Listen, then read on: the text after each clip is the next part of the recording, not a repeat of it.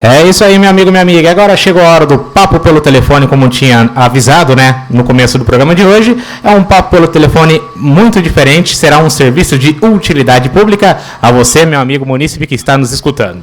Eu tenho um grande prazer de conversar agora, bater um papo pelo telefone com o Jefferson Mariano. Ele é analista do IBGE, Instituto Brasileiro de Geografia e Estatística, que já está na linha já, ô produção? Tá na linha? É isso aí, Jefferson. Primeiramente, uma boa tarde para você. Eu quero agradecer logo no início por você ter aceitado o meu convite, para você bater um papo aqui comigo, aqui falar sobre este assunto, sobre a alta dos preços do arroz, do feijão, do óleo, que está deixando o povo brasileiro desesperado e principalmente o pessoal de baixa renda, o Jefferson. Perfeito, perfeito. Muito boa tarde. Eu que agradeço a oportunidade, né? Uma boa tarde a você, a todos os ouvintes e aos internautas que estão nos ouvindo. Perfeito. Jefferson, vamos começar realmente no ponto que está sendo muito desesperado. A primeira pergunta referente a esse caso é o seguinte: como o preço dos alimentos essenciais, como arroz, feijão, óleo, vai impactar no orçamento das famílias de baixa renda e principalmente nas pessoas que recebem o auxílio emergencial, Bolsa Família? Como é que vai impactar? Bom, sem dúvida, nós temos um problema com relação ao comportamento dos preços. Na verdade, a inflação ela não deu um salto. A gente teve um aumento na inflação, mas se a gente observar ao longo do período, né, não é um salto expressivo, né? Na verdade, o acumulado do ano está em 0,7%. E o problema é que nesse conjunto de preços que teve uma elevação, encontram-se esses alimentos básicos, né, como você bem destacou, o arroz, o feijão, o óleo, e aí é muito complicado, porque na medida em que a gente vai descendo em termos de poder aquisitivo, ou seja, as famílias de baixa renda, elas têm um comprometimento maior da renda com alimentos. Então, enquanto as famílias de renda elevada gastam menos de 10% da sua renda com alimentação, as famílias de baixa renda chegam a comprometer 40% do que recebem com alimentação, especialmente com alimentos básicos. Então, vai ter um impacto bastante grande, especialmente com relação a essas pessoas que estão recebendo o auxílio emergencial, mas as outras pessoas também que não recebem, que têm um rendimento muito baixo, né? Então isso vai corroer o poder aquisitivo dessas famílias de uma forma muito mais intensa do que as famílias de renda mais elevada, e o reflexo disso é o aumento da concentração de renda no Brasil. Então, de imediato, nós temos um aumento da concentração de renda, uma queda no poder aquisitivo das famílias, e se não tiver nenhuma medida imediata para segurar esses preços, nós teremos um grande problema aí. Realmente muito bem. E principalmente também o povo aposentado também, que sofre mais com isso também, né? Exato, porque os aposentados ainda tem outro elemento, que parte da renda ela é dividida entre o gasto com os alimentos e gasto com os medicamentos, que também tem um comportamento muito rígido no índice de preços. Esses preços, eles nunca caem. No caso dos alimentos, a gente ainda tem um determinado comportamento, né, que alguns itens, quando entram em período de safra, tem uma estabilização e até queda de preço. No caso dos remédios, não. Então, os aposentados, de fato, vão sofrer muito mais mesmo. Entendi. Jefferson, a segunda pergunta referente a esse caso é o seguinte: qual que é o motivo, razão e a circunstância deste aumento do arroz, feijão e óleo? O que aconteceu para aumentar? Choveu demais, ou tem regiões que não choveu, ou se a safra acabou sendo prejudicada, ou se, assim, tem alguns fatores que acabaram contribuindo para este aumento, que, lógico, que acabou, infelizmente, repassando ao consumidor. Qual que é os motivos principais que ocorreram esse aumento? Tem alguns itens, por exemplo, se a gente pegar o feijão e o arroz. O feijão, ele tem um problema no Brasil, que a produção nacional de feijão ela é muito justa.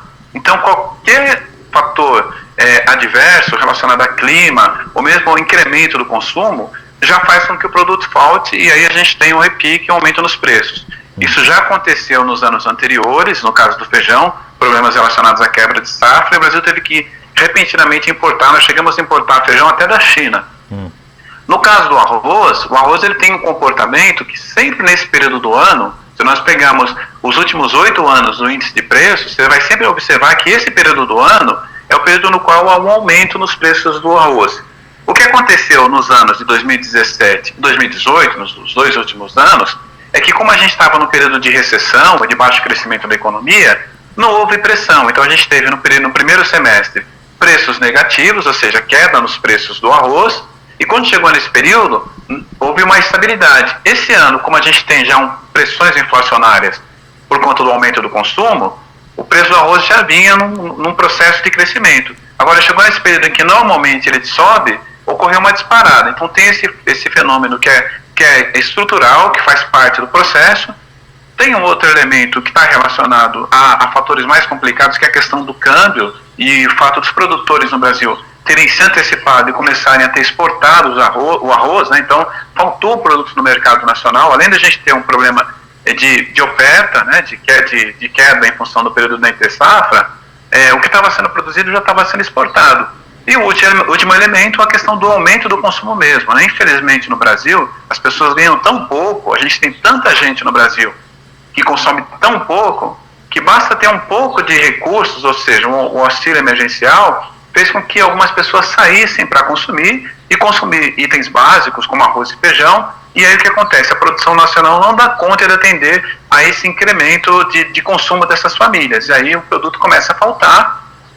Esse acaba sendo o problema, aí algumas medidas estão sendo adotadas, mas o que vai acontecer com o arroz? A gente ainda tem um período de pelo menos uns 15, 20 dias com pressões ainda de elevação, mas a safra nacional ela começa a entrar de uma forma mais intensa a partir desse período, e normalmente o que nós temos de comportamento dos preços é a partir de outubro uma estabilização e talvez até uma queda.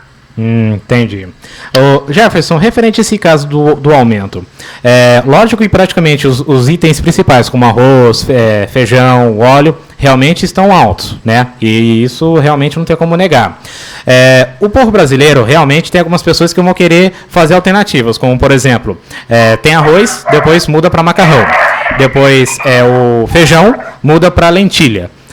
As outras opções, como a lentilha, o macarrão, também vão ter aumento de preço, ou por enquanto não tem aumento previsto no momento, ou continua abaixo?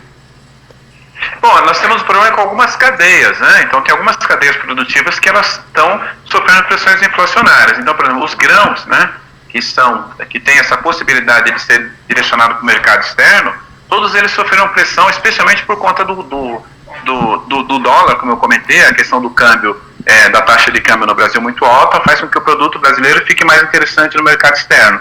Então o Brasil exportou muito, e aí no caso da soja, por exemplo, que acabou trazendo pressões sobre o óleo de soja, ela impacta em todas as cadeias. Então, além da gente ter o arroz, o feijão e o óleo de soja, a gente tem o farelo de soja que serve de ração para toda a produção animal. Então a gente tem um impacto na produção de carne, tá? A carne de porco, por exemplo, ela teve um crescimento elevado, teve uma variação de quase 5% só nesse último mês, né? Então a gente tem a carne de porco, a carne vermelha, a carne branca, né, que é a ração. Então a gente tem toda essa cadeia de alimentos que acaba na verdade, refletindo os impactos dessas cadeias produtivas. E outros elementos também, por exemplo, a gente pega assim, as pessoas falam, eu vou migrar para o macarrão, né? E o que acontece? A gente tem parte do trigo que é importado, e em função da desvalorização cambial, tá, a gente acaba tendo um aumento desses insumos, então ainda tem pressão. Então tem uma rigidez em alguns produtos que fazem com que a própria migração, no cenário como esse, fique um pouco complicada. A gente tem alguns hábitos dos consumos, o consumidor brasileiro tem uma dificuldade muito grande de fazer essa migração, mas a gente tem alguns itens que ainda tem algumas pressões. Tem alguns produtos dentro da cadeia que não sofreram. Eu estava olhando, por exemplo, os índices, por exemplo, os derivados de mandioca não subiram, muito pelo contrário, tiveram queda, então farinha de mandioca e os derivados de mandioca. Alguns cortes de carne não sofreram aumento, né? Por exemplo, o contrafilé teve retração do preço. Então, cabe ao consumidor nesse momento realizar algumas pesquisas, né, alguns subprodutos de milho, enfim, né, para poder fazer essa troca. Porque tem uma contaminação em toda a cadeia produtiva mesmo, na parte de alimentos básicos, mas exatamente por conta disso, né, por conta de, além dos produtos básicos que as pessoas consomem, o fato de boa parte desses grãos serem direcionados para a ração animal, né. Entendi. Referente às frutas, verduras, como frutas, por exemplo, manga, maçã, abacate, banana, né? Principalmente também as hortaliças também, como alface, com certeza deve ter, não escapou também desse aumento também, né, o Jefferson? Sem dúvida. Aí no caso, as verduras, as frutas, tem uma dinâmica. Tem os dois elementos. Tem a questão sazonal, né? Então, se a gente pegar... Eu até sempre comento o caso do tomate. Você pega o tomate, você pode pegar o tomate no pico, né? E pagar preços super elevados. E depois, quando entra a produção, o ciclo da colheita, um preço lá embaixo. O mesmo acontece com a cebola. Então, tem esses produtos, né? Perenes, né? Que tem essa volatilidade no preço. Então, alface, enfim, né? Agora, tem alguns itens, né? Que dependem, por exemplo, de insumos importados no caso dos adubos. Então, algumas frutas que têm essa necessidade de adubos importados tiveram um pouco de impacto nos preços, nos itens, né, relacionados à produção. Mas no caso das frutas e das verduras, o grande impacto é a questão climática mesmo, a diversidade climática. A gente está tendo situações atípicas, né, locais, por exemplo, que recebem muita chuva com uma estiagem bastante forte, né? Isso tem impactado em alguns locais, alguns locais que são produtores de frutas, né? E de verduras. Entendi. Jefferson, agora referente no quesito, uma previsão, né, para normalizar. Tem alguma previsão para que esses preços que estão lá nas alturas que nós já conhecemos, arroz, feijão, óleo, voltem ao preço habitual, como conhecemos hoje em dia, para que o cidadão, e principalmente as pessoas de baixa renda, os aposentados, os que recebem o auxílio emergencial, possam comprar?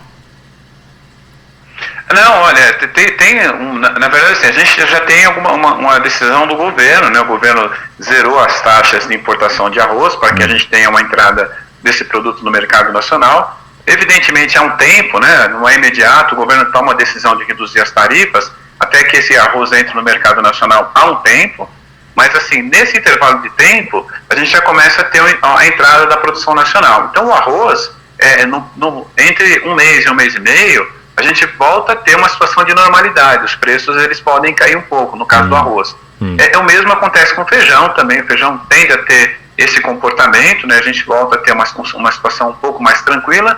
E no caso das verduras, dos legumes, vai depender muito das questões climáticas, da gente voltar a ter um período de chuvas em algumas regiões do país. Aí é um pouco mais complicado, porque a gente tem algumas unidades da federação que têm uma característica de grande produção de frutas. Por exemplo, o Espírito Santo é um grande produtor de fruta no Brasil, né? A gente tem algumas regiões de São Paulo, então aí vai depender das características das regiões, né? E tem um outro elemento, na verdade, que é um pouco da questão do menor ímpeto do consumo, porque existia uma questão represada do consumo, porque muitas famílias praticamente sem renda, né? E aí tiveram um aporte de recursos, a entrada do auxílio emergencial. Então, na medida em que ocorrer um período de estabilização, aí a gente não vai ter mais esse pico de consumo, a gente tende a ter uma situação um pouco mais normalizada com relação à pressão sobre o consumo, e aí a gente tem uma possibilidade de que a gente volte a ter uma situação, eu não diria que queda nos preços, mas uma situação um pouco mais tranquila, de não ter esses picos de crescimento nos preços, como nós observamos, especialmente no mês de agosto. É importante destacar que é um fenômeno muito pontual, né, nesses últimos meses, pedaço de julho e pedaço de agosto.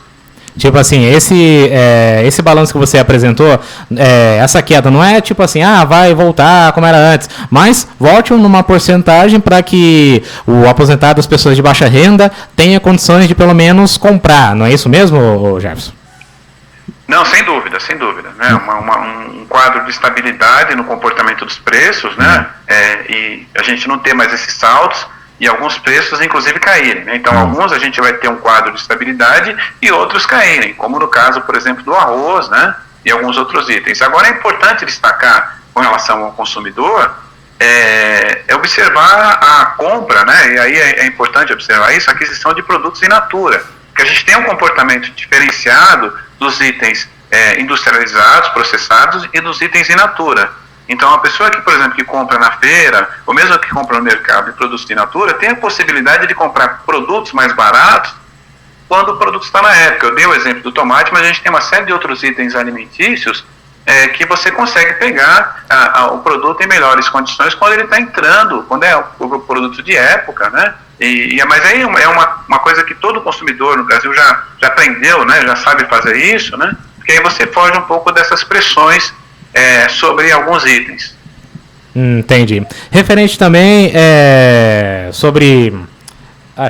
Acho que eu já entendi mesmo a sua concepção, né? Que eu já tinha uma pergunta já formulada, mas como você já passou o resumo completo, eu já tirei referente à dúvida. Então, Jefferson, referente a esse assunto que é de muita importância, eu agradeço por você ter tido um tempinho do seu sábado para a gente bater um papo aqui no programa. Te agradeço muito por você ter aceitado o convite. E agora eu deixo as suas considerações finais, Jefferson. Fica à vontade. Não, perfeito. É importante, né, agradeço imensamente o convite, né, a oportunidade de estar falando com vocês. E claro. Só para finalizar, é importante o consumidor ter a percepção que às vezes a gente tem uma impressão da inflação, que ela é muito alta, enfim, mas é uma média ponderada, tem itens que sobem muito, né? Então, uma dica para o consumidor é fugir, né? Se o preço descolou muito, é tentar procurar uma substituição, né, do produto, né, para não... certamente, alguns itens, se as pessoas deixam de comprar ou compram só o necessário, por exemplo, o mercado, uma hora, em função da queda no consumo, vai ajustar e vai reduzir as suas margens. Então, essa é uma dica importante. Mas, por fim, eu agradeço imensamente o convite, né? E fica aí para uma outra oportunidade. Então, um grande abraço a você e a todos os ouvintes. É isso aí. Esse foi o Jefferson Mariano, analista do IBGE, Instituto Brasileiro de Geografia e Estatística, aqui na nossa programação, para bater um papo referente a este assunto que é de extrema importância. Jefferson, muito obrigado e tenha um bom fim de semana, viu? Até mais, obrigado. É isso aí, pessoal. Sobral, aquele som aí.